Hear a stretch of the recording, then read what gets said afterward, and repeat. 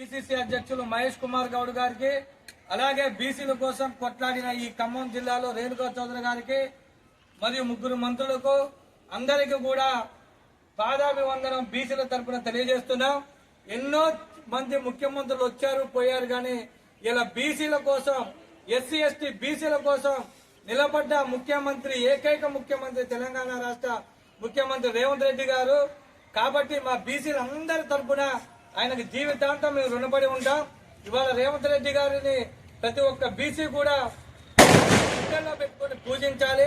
ఇవాళ మన రాజకీయంగా స్థానిక ఉద్యోగ ఉపాధి అవకాశాలలో 42% రిజర్వేషన్ కోసం అహర్నిశలు కొట్లాడిన రేవంత్ రెడ్డి గారికి, రాహుల్ గాంధీ గారు ఇచ్చిన కామారెడ్డిలో ఇచ్చిన మాట ప్రకారం ఇవాళ మాట ఇచ్చిండు, నిలబడ్డరు. కాబట్టి బీసీలందరం కూడా, మేమందరం కూడా రేవంత్ రెడ్డి గారికి పాదాభివందనం, శిరస్సు వంచి పాదాభివందనం తెలియజేస్తున్నాం. అలాగే మహేష్ కుమార్ గౌడ్ గారికి మరియు రేణుకా చౌదరి గారికి మీరు చేసిన కృషి మేమందరం కూడా జీవితాంతం మిమ్మల్ని గుర్తుపెట్టుకొని మీకు రుణపడి ఉంటామని తెలియజేస్తున్నాము. అలాగే ఎన్నో ఏళ్ళుగా బీసీల కోసం కొట్లాడిన బీసీ సంఘం నాయకుడైన కురిమల శంకర్ గారు ఉన్నారు. అలాగే బీసీ సంఘం రాష్ట్ర కార్యదర్శి సైద్ బాబు గారు ఉన్నారు.